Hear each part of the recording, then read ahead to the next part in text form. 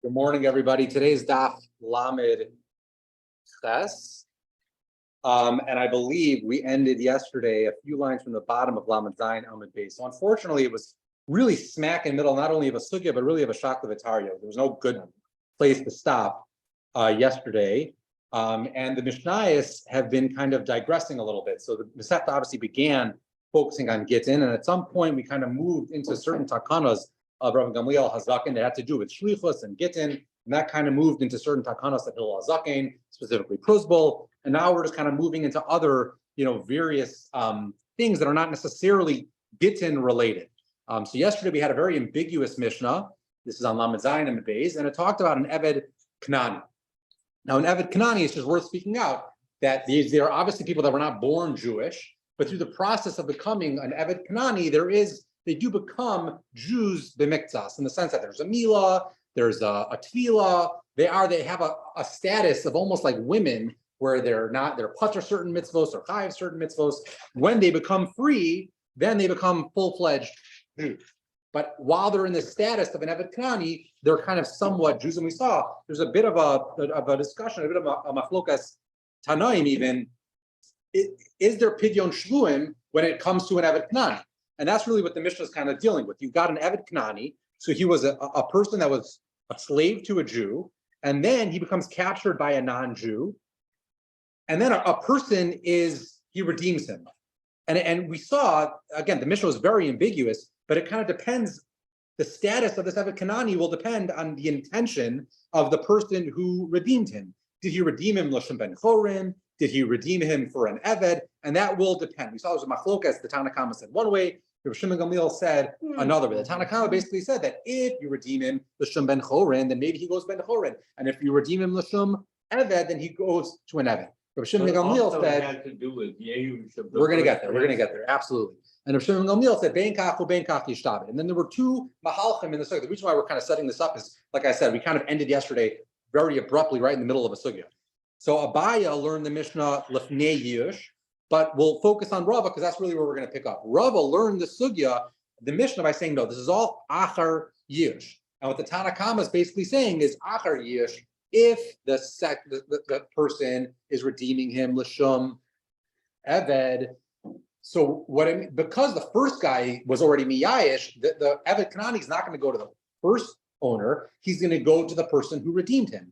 Rav Shimon ben Gamliel says, I don't even care if it's achar Yush. Bein kach yishtabe to the first guy. Why? Because of a svara kiddush Chizkiah.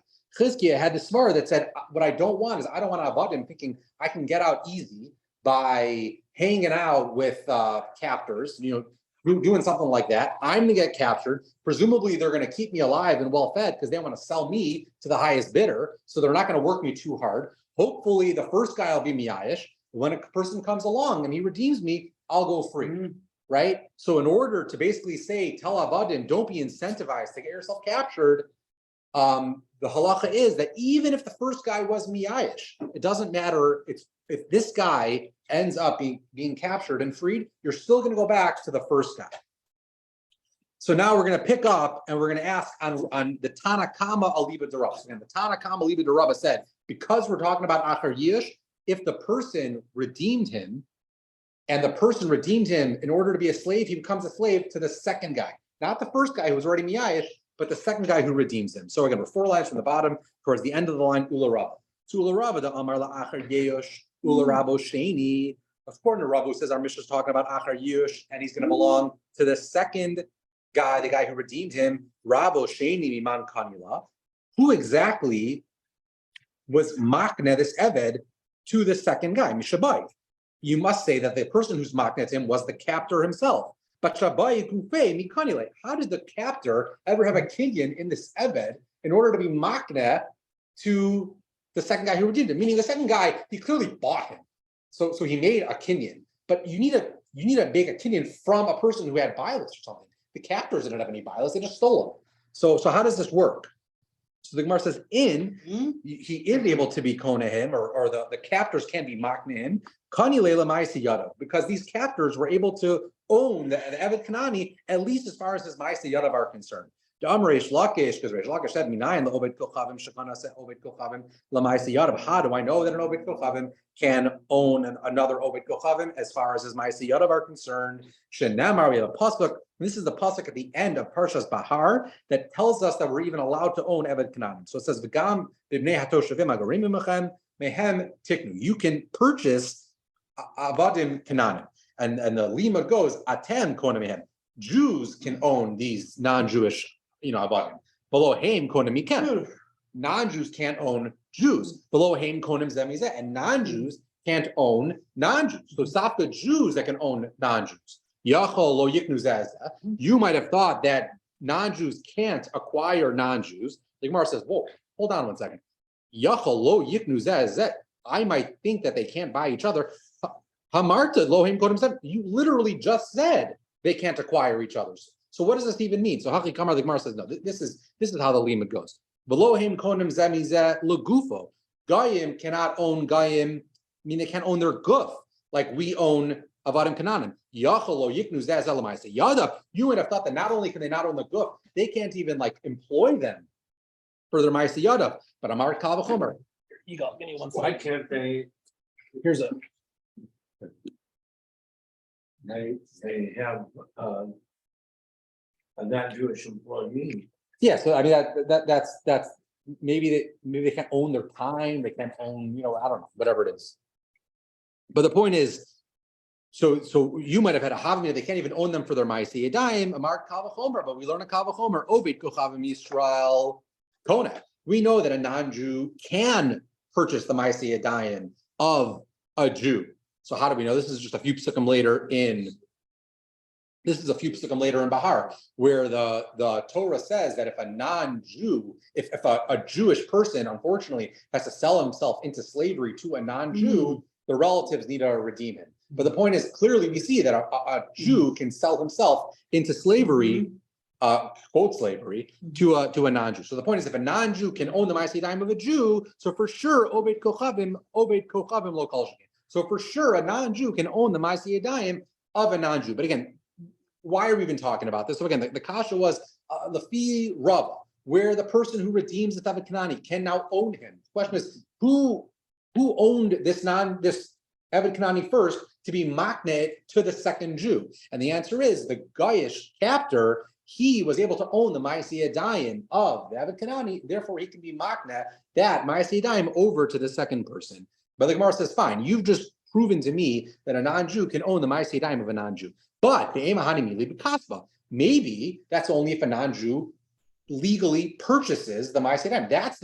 That's what the Torah is talking about in Parshas Bahar, is a Jewish person, unfortunately, has to sell himself into slavery. But he wasn't stolen, right? Who says that this person, this non-Jewish captor, can get a opinion by just stealing him off the street or capturing him? Who said he's allowed to do that? So Amar of Papa, I have another raya. Amonu Moab, Tiaru B'Sichon, right?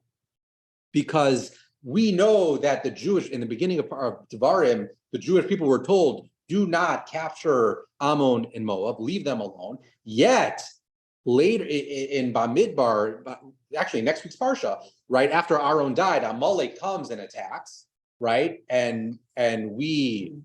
It's another fight afterwards. Oh, I'm mixing up the next Gemara. Sorry, I'm mixing up the next Gemara. But the point is, we were able to capture Sichon, and Sichon captured Ammon. So we were not allowed to capture Ammon. Yet Sichon did, and we were allowed to capture Sichon. So the point is, once Sichon captured Ammon and Moab, yeah. So the point is, he was the way the lashon of the Gemara is Tiharu b'Sichon, right? The point is, they kind of cleansed this. Exactly. So once Sichon captured Ammon and Moab, we were then allowed to capture Sichon. But the point is, we see that Sichon is able to have a chazak or some sort of bailus over Ammon and Moab. So that proves that a guy can buy, not a buy, a guy can have a chazaka over another guy. So the Gemara says, Ashkan Oved Kochavim, Oved Kochavim. It's fine. Even this limud only teaches me that a guy can own a guy. Oved Kochavim Yisrael minalan. What about an Oved Kochavim from? How do you know that they can acquire a Jew, right? Our sugya is dealing with a Eved Kanani, who we said is a Jew on some level. So how do you know that a guy can have bias by capturing a Jew? Dichsiv, and this is what I got confused. Dichsiv va Vayish, very good. Vayish.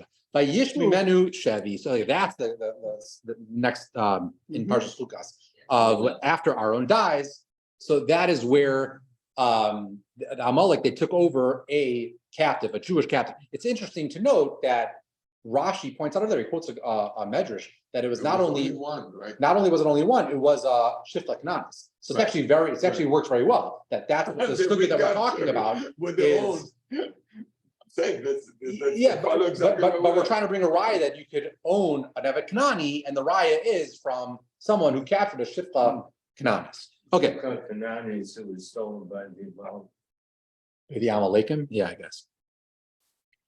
I always joke with Yoel, but sometimes you see these Gemaras and you're like, oh my God, what it's Sukkim are nach, and like they're not nach. It's like Bamidbar. Like, oh, that's not good. Either way, so Amar Rav Shemin bar Abba, Amar Rav Yochanan. So we'll kind of turn the page on that trivia. Okay, so Amar Rav Shemin bar Abba, Amar Rav Yochanan. Eved shebarach mibeso asurim yatzil acheres. If you have an Eved that not only was redeemed, but he just fled and he escaped, he automatically goes free. Below, not only does he go free, based on Surim. yeah, That means he was in jail. meaning he was captured by these guys. Oh, I see. Yeah, and instead of someone being pulled at him, he just made a run for it and survived. So if he makes a run for it and survives, he's Yatzil Acheres. And we forced the Rav, his actual owner, to write him a get shifra. So the Gemara says, Tanah, right? We're going to ask a kasha from our Mishnah. Regardless of what the intentions of the Redeemer was, he always has to be enslaved. He goes back to the Baal. But Amar Rabbi Barchana, Amar Rabbi Yochanan, and Rabbi Barchana said in the name of Rabbi Yochanan, call Makom Shoshana Rabbi Shimon ben Gamliel, the Mishnah say, no halacha kamoso. Anytime Rabbi Shimon ben Gamliel says something in a Mishnah, we always paskin like Rabbi Shimon ben Gamliel, chutz, with three exceptions, Arev, Vitzidon, Baraya Achron, except for these three exceptions, neither of which are relevant here. Arev is a sugya at the way end of Baba Batra. Sidon, coincidentally, is a sugya in Gittin, but it has to do with Gittin that are written in a city called Sidon, but again, not relevant here. Raya Achron is a sugya in Sanhedrin. But the bottom line is, any single time Rabbi Shimon ben Gamliel, with very few exceptions, is quoted in the Mishnah, the halacha is always like him. What's his halacha? His halacha is that when a person is captured Nebuchadnezzar and he's then redeemed, he always goes back to the Baal. So how could Rabbi Yochanan paskin here that when he escapes, he goes free? I thought we said that even, if he was captured, he goes back to the Baal Rishon. So it's a steer in Rabbi Yochanan. How can you paskin that he goes free if he escapes? But on the other hand, paskin like Rabbi Shimon ben Gamliel. So the Gemara says, Bish lama la Abaya. I can understand if you learned the Mishnah like Abaya. This is at the end of yesterday's stop. Moki la lahai lifnei yish, lahai la achar yish. He explained our Mishnah, Rabbi Shimon ben Gamliel, who says it goes back to the Baal. That's lifnei yish. So I'll explain that this halacha of Rabbi Yochanan, that when a guy escapes, will be achar yish, and therefore we don't have a stira, Rabbi Shimon ben Gamliel and Rabbi Shimon ben Gamliel. Ela la Rava damar la achar yish, but according to Rava, who says even our Mishnah is achar yish. Kasha, how are you going to make it fit? How can you make our Mishnah that says that he has to go back to his Baal fit with Rabbi Yochanan, who said Kasha Rabbi Yochanan? How are you going to make it fit with Rabbi Yochanan, who says that when he escapes, he's able to go free? So Amar Rabba will answer, the reason why in our Mishnah I said he has to go back to the original Baal is because of the svara of Chizkiah. We don't want Avadim to kind of compromise themselves and go out and get captured, thinking that they'll be redeemed and they'll go free. But Bareach shiny, once a person is Bareach, that's already a different story. Because Hasha l'ktala masar nafshe, apoli apel nafshe l'gaisus, right? This guy took the risk. Apparently, it was very, very dangerous to run out of jail. You're very much risking your life. This person was captured and he hated it so much he was willing to risk his life to run free. That guy is not going to be so quick to try and get himself captured ever again. So we just don't have that concern. And therefore, once he was captured and he escaped, that guy will let go free. The Ritva speaks out and he asks the question, he says, fine, this guy's not going to do it again. But aren't we setting a dangerous precedent? What about the next guy? Maybe the next guy will say, I'll get captured and then I won't wait for someone to redeem me. I'll just escape. And the Ritva says, apparently it was so dangerous to try and do this that no one in their right mind would try to get captured thinking they'll try to escape on their own. Maybe you'll get captured thinking they'll keep me alive and sell me to the highest bidder, but not that, that I'll be able to escape. So that just wasn't a concern. So now we're going to have a few stories. Am State of our Shmuel, Shmuel had a Shifcha Kananis and Ishtabai, she was captured, and Perkua Lishum Amasa, and the Jewish people that redeemed her knew our Mishnah, and they said they wanted to redeem her to give her back to Shmuel. V'shadru and they sent back Shalchule, so they sent her back to Shmuel, and they sent to Shmuel, and they said, Anan, Rabbi Shimon ben Gamliel spiritually. We pass like Rabbi Shimon ben Gamliel, and therefore she rightfully belongs to you. And even you, Inami Karabanan spirulach, and even if you'll tell me that you don't pass like Rabbi Shimon ben Gamliel, and you actually pass like the Rabbanan, Anan l'shem amhasa parkinan lanele. We specifically redeemed her with the intention that it should go back to you. So the point is, I don't even care how you pass in the Mishnah. We redeemed her with the intention of it going back to you, and therefore she is your Shifcha Kananis. But the Inu Sabar Yushava, these Jews who were trying to do Shmuel a favor assumed that he wasn't yet Miyayish, but below that wasn't true. La'achar Yushava, Shmuel was Miyayish, Shmuel. So therefore, Shmuel said, not only is he not going to keep her as a Shifcha Kananis, he didn't even feel the need to give her a get Cherus, meaning she was a free. Shmuel Ataimeh, the Gemara says Shmuel, this is like Shita Shmuel, the Amar Shmuel Hamafkir Avdo, Yatza Lecherus in Tzarach Get Shifra.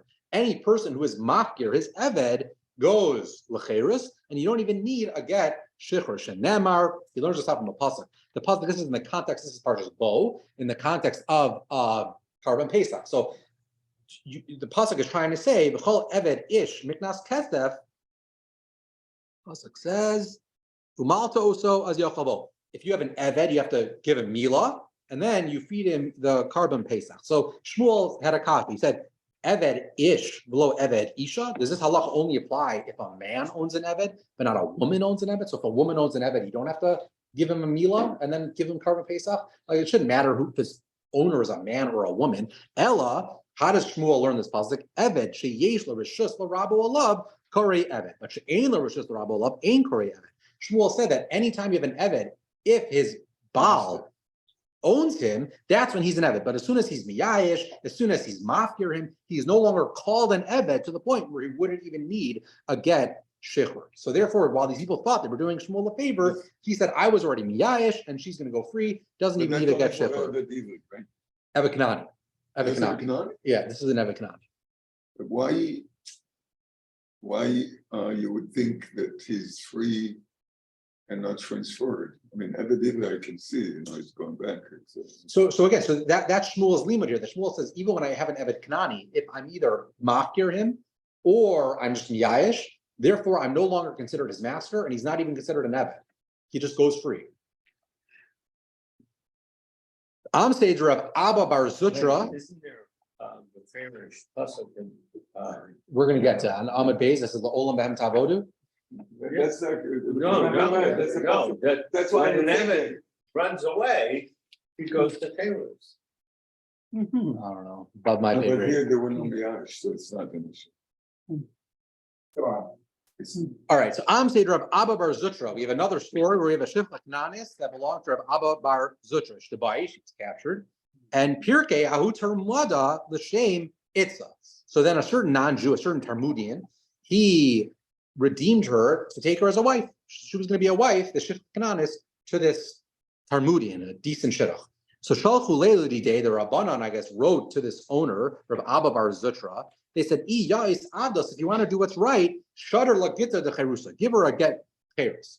So the Gemara says, hey Chadami, like what exactly is going on here? The Matu Parkale, if the Jewish people felt they were able to redeem her in the first place, so Lamali Geta de Cherusa, like what are you giving her a get? Just go redeem her. And Ida Lomati Parkale, and if you felt that you weren't going to be able to redeem her for whatever reason, so Kishadar Lagita de Cherusa, my hobby, how are you helping her by giving her a get Cherus? She's going to belong to some Talmudian now.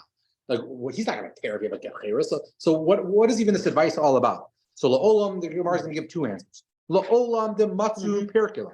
Really, they felt that you could redeem her, and it would have been useful, and you maybe could have gotten the money. But Bekevan de Meshadar like Gita de Cherusa Chabur Mechabra Ahadadi Upirkala. And this is funny coming right off the Cause Match campaign. But the point is, if you knew that she was going to be free, then maybe you can get the chevra to get the money together, to pool the money to free her. But if it's just going to be a shifcha kananis, then maybe people didn't feel like a I'm gonna give money so she can be a shifcha kananis. So once she gets a get chayros, she's a full-fledged Jewish woman. At that point, now it's pidin shvuim. Right? We gotta do what we can to save her.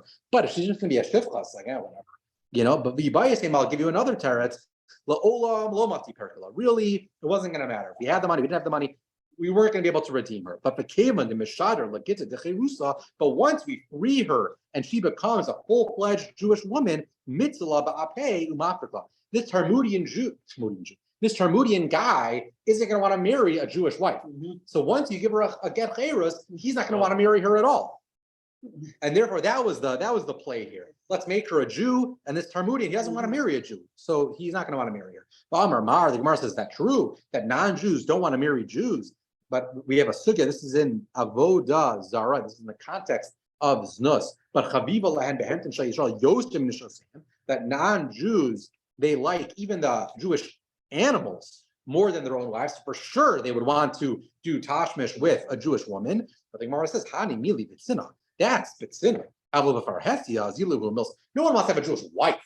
Maybe you want to have a Jewish woman to do tashmish with, but you're not going to bring your Jewish wife to like Easter. You know what I mean? So again, no one wants to marry a Jewish woman, and therefore by giving her a get, she would, the Talmudian guy is not going to want to marry her anymore. Okay, so Amsa, there was a certain shifcha kananis, the Hava Bubadisa, she was living in Bubadisa, and the Hava Kamavda, but Inshi Yisura, and people were, unfortunately, being mazana with her. So Amar Abaya, Elav, Amar Rabbi Yehuda, Amar Shmuel, Kalam Shachar Abdo over Baaseh. If not for the fact that Rabbi Yehuda said in the name of Shmuel that by freeing a shifcha kananis, you're over Baaseh, have a kaif nalei lamara. I would have forced the master because of a gets a decherusa. I would have said, make her free. Why does that help? Once she's free, she's now a Jewish woman. She can marry a Jew, and then the husband will make sure that people aren't sleeping with her.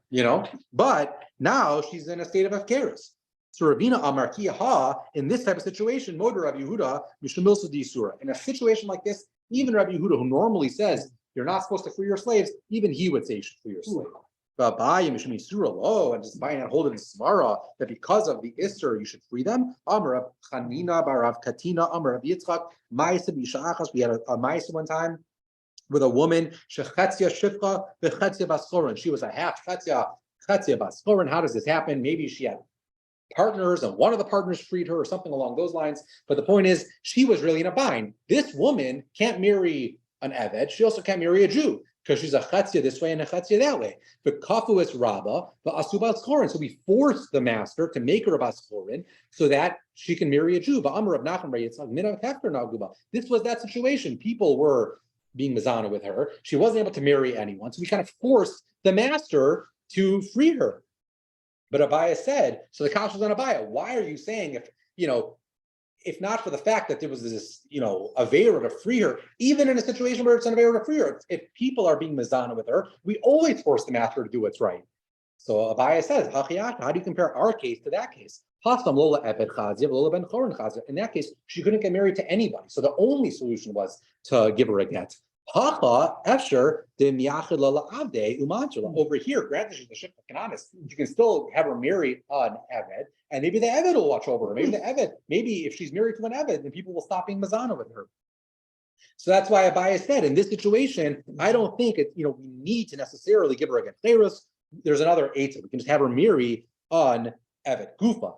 Amar Rabbi Shmuel, call a Meshachar Abdo, anyone who's Meshachar, they're Eved Kanani, over Ba'aseh. They are over on a cessation. Namar, La'olam Behem Ta'avodu.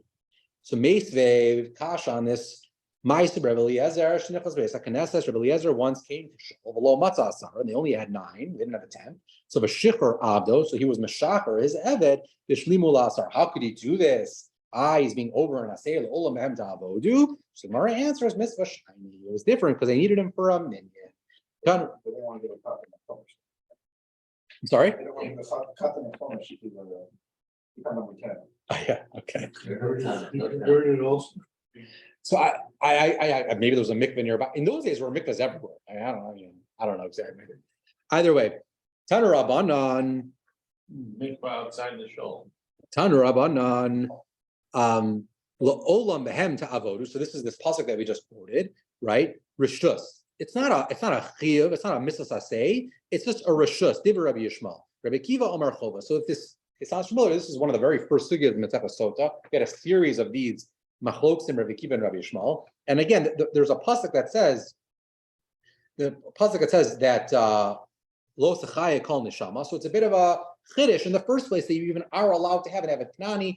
Right, the Gemara over there talks about it's really a man from somewhere else who had a baby with a woman from Kanani or something like that, and that's even how you have something like this. But the point is, it's a chiddush you can have an Evet Kanani, and that's what Rabbi Shmuel says. This is just telling you that you're even allowed to have an Evet Kanani, not that you need to keep them around. But Rabbi Akiva disagrees, and he says, no, this pasuk is teaching you that it's a mitzvah that you're not allowed to free them. So the Gemara says, "V'dilma Rabbi Eliezer savar la kamanda amar rishus." In the last story, Rabbi Eliezer freed a slave, and the kasha was, "I la'olam behem ta'avodu." Why don't we just answer? He passes like Rabbi Yishmael that says that it's not a mitzvah to not free your slaves. So that's why he freed his slaves. He's not going over an avera. But the Gemara says, "Lo salka daitach." The Tanya behedya, because we have a brayso mafurish that says Rabbi Eliezer Omer that Rabbi Eliezer does paskin like Rabbi Akiva, who holds that it's a mitzvah not to free your slaves. And that's why we have to answer that mitzvah shining. So Amar Rabba, or a bit of a digression right now, Rabba said, Bahani plus Mili, Nachli, Balibatim, Sam. There are three different reasons why Balabatim can maybe lose their livelihoods. Demafki Avadayu Cherusa, they free their Evet Kananim. Udesayri Nechsayu B'Shabbata, they go and they inspect their possessions on Shabbos. So Rashi speaks out. They're not necessarily doing anything wrong, right? They're not being over an Isser, but they're just going to their field to kind of see what needs to be done on Sunday. And they're doing that on Shabbos. It's not really right, and therefore they are punished. And the third one is Tikabai Sudusayu B'Shavta Inon Be Midrasha. So there was a time when everyone was working and it wasn't easy to find time to learn. So on Shabbos, the Rav of the community would have almost like a Shabbos Shuvah drasha type of thing.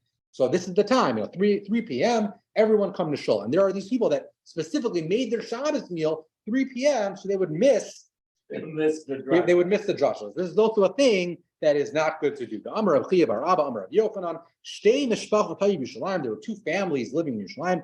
Achas Kavos Udasa b'Shabta. One of them did this thing. They made their meal to be during the time of the drasha. But Achas Kavos Udasa b'Erev Shabbos. And one of them made their meal on Erev Shabbos. Ushtem Nekrim. Both of them were approved. So the one that did it on Shabbos, we understand. What about the one Erev Shabbos? So Rashi gives two different shatim. One of them is that Erev Shabbos is Lapdavka, and they made the meal Friday night. And specifically, they made the meal Friday night so that they would be free to go to the drasha. What's the problem? So Rashi speaks out that I don't think we're really mocking about this nowadays, but at least in those days, the main meal was supposed to be Shabbos day. But they kind of made their main meal Friday night, which I guess is some sort of thing they weren't supposed to do. The other shot Rashi gives is no, it was literally Erev Shabbos, and this was a wealthy family, and they had big meals every single day, and they should have not done it Erev Shabbos. They would have an appetite for Friday night. So they had a big meal on Erev Shabbos. Nothing to do with the drasha. Exactly. Amar Rabba, so new sugya, and ideally we would kind of stop now, but we are a little too far up on the page, and you all will be annoyed. So we'll keep going. Amar Rabba, Amar Rav, Hamakdish Avdo Yatzel Lecheres. If a person makes his Eved Hektish using this Lashon, it's not Hektish, and what he means to say is that the Eved's going to go free. My time. Why are we saying this? Because Gufe Lo Kaddish, right? And Ledimei Lo Kamar, meaning what? When I Makdish something, what do I mean? Either this Kidshe Mizbeach, and the thing will be go up on the Mizbeach, or it'll be, the thing itself will be Bedakabayas, right? Now, an animal that's right for Mizbeach should go to the Mizbeach, right? And certain kalim that are right for Bedakabayas will go to Bedakabayas. An Eved doesn't fit either category, right? You're not going to shecht an Eved, and an Eved, I guess, has no use in the base of Mikdash. So what exactly do we think? Maybe you'll think what he meant to say was the value of my Eved should be hektish, but he didn't say that, right? He didn't say that. So what do we think he means?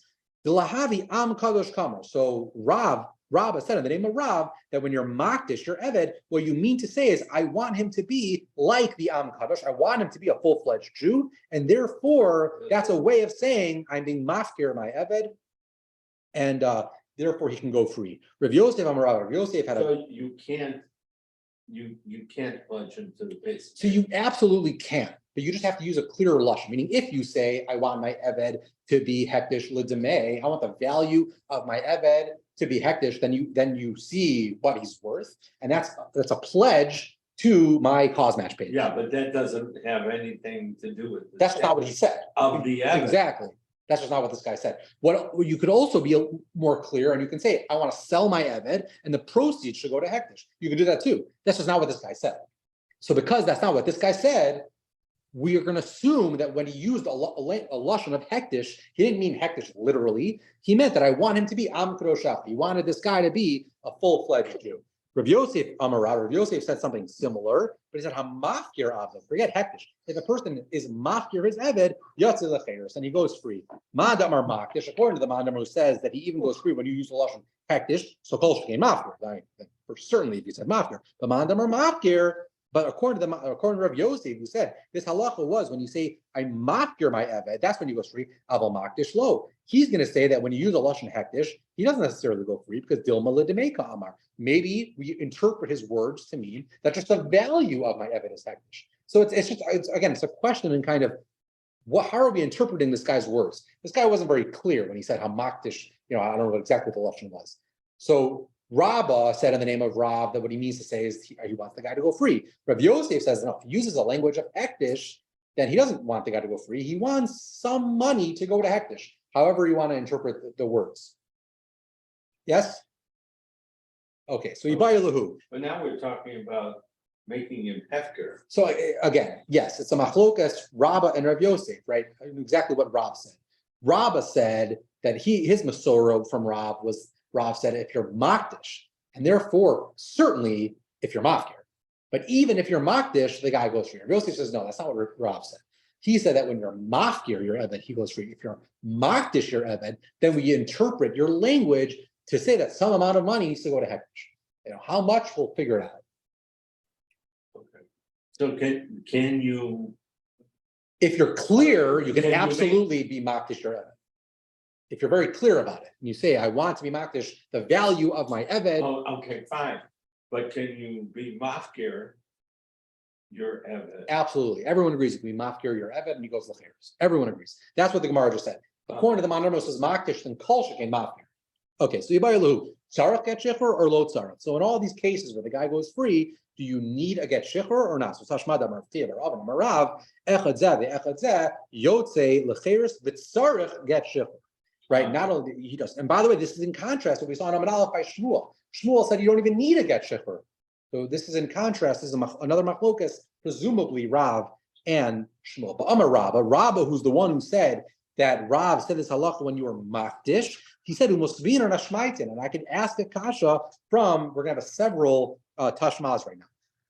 First one is this is I think a sugya in kedushin. So a makdish nechasa, a person is makdish all of his nechasa. V'hayu ben avadim, but there were avadim. So ein hagizbarin rashayin lahotzion lecheres. The gizbarin don't set these guys free. Aval mochron osam lacherim, they sell them to acherim. V'acherim motzin osam lecheres, and the acherim once they buy the eved, they can set them free if they want. Rebbe Omer Ani that afunos into me'asno biyotze, but meishu kamo lo. Even the eved himself, if he gets money from another source, he can buy out his own freedom. He's just like anybody else. They can buy out his freedom. But what do we see from here? But what do we see from here? That this Mishnah in Kedushin is very clear that when you're makdish your nechasim, you're not being mafkir your eved. It's on some level the eved has a status of hektish, right? You have to sell it, how much money, whatever it is, you'll figure that out. But the point is, Rav, right? Rabbah learned this halacha in Rav to say that when you're makdish your eved, he goes free. Clearly, this Mishnah in Kedushin is not learning that way. This Mishnah in Kedushin is saying that when you're makdish your nechasim, your slaves don't go free; they have to be sold or whatever it is, and the money goes to hektish. So the Gemara says, well, it seems like it's a kasha on Rav. But the Gemara says, "Masnithin paramas alel." Rav, you're asking on Rav from the Mishnah. Rav tanuhu pali. Rav, we know that sometimes it's always a last resort, but sometimes we say that Rav has the ability to argue on a Mishnah. So don't ask a kasha on Rav from this Mishnah in Kedushin. Maybe I'll tell you that Rav just argues with this Mishnah in Kedushin. Okay, so we'll try again. Tashma ach kol cherem. This is a pasuk in. I forget where, the Chukosai at the end. Ahar Chukosai, one of those. But the point is, this is a very specific type of hektish, has to do with charamim. And when you designate something as a cherem, it becomes property of the kahuna, whatever it is. But the pasuk says, "Ach kol cherem asher yafrim ish Hashem mikol asher lo me adam."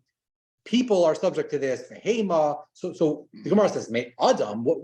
How is an adam subject to a cherem? Elu avadav b'shefchosav hakananim. This says that you can make a cherem of an eved and a shechcha kanani. So again, it's a kasha on Rav. You just told me that when you're makdish something like an eved, there's no hektish, they just go free. Here, we're clearly seeing that an eved is subject to a cherem. How is an eved subject to a cherem? So the Gemara says, the amar ledime. You'll have to say that person was very explicit that when he made his eved a cherem, he said, I'm making him a cherem. The value of my eved is a cherem, not the eved himself, but the value of my eved should be a cherem. And therefore, we have to see what the eved's worth on the market, and that amount of money will go to the kahuna. But the Gemara says, I mean, that's a fine answer, right?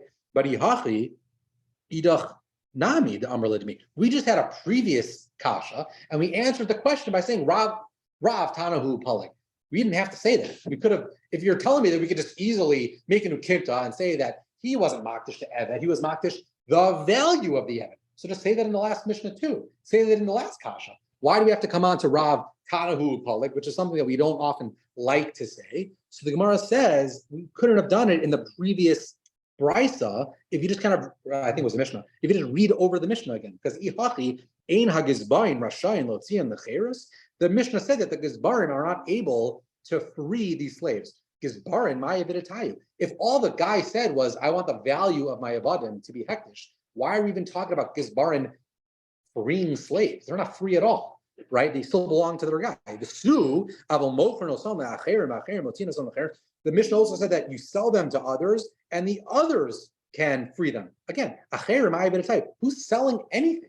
Nothing's being sold.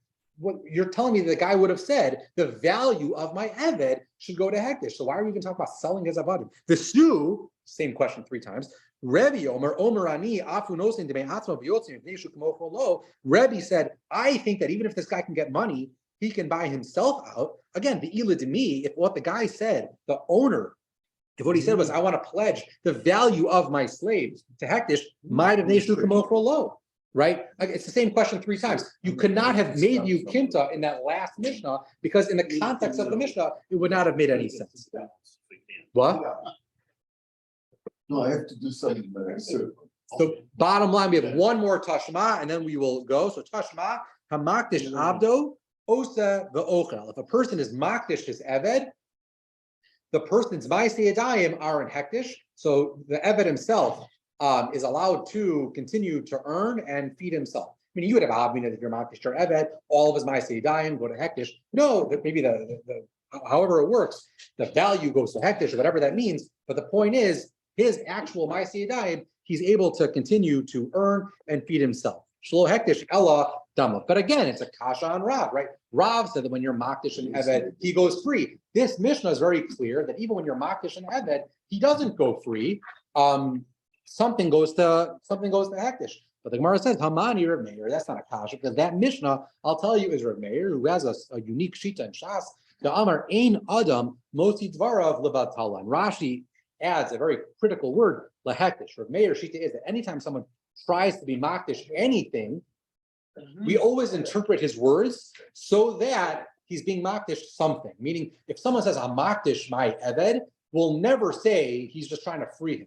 Rav Meir is always going to interpret his words to say that something is going to happen. So Rav Meir will interpret his words to say that he's being makdish the value of the eved. The Gemara just finishes Hatanam Mistabra the Tani Seifa because the Seifa of that Mishnah says if a person is makdish himself, Oseva Ochel, same idea. He can still earn a living and feed himself. Shul hikdish eladama, because all he meant to do was be makdish of his value. Rav Meir, he shop. So if you're going to tell me this Mishnah is Rav Meir, I could understand the Mishnah. Eli Amar Rabbanan. If you're going to tell me this Mishnah is the Rabbanan, Bishlama Avdo Ladame. You can maybe sell your eved for a profit or for money, and then give the money to hektish. Ela ihu ladame kai. But how would you even understand this? How is the person going to sell himself? So it must be we are dealing with Rav Meir, and that's how we're going to answer this last of the Tashmas. We'll pick this up on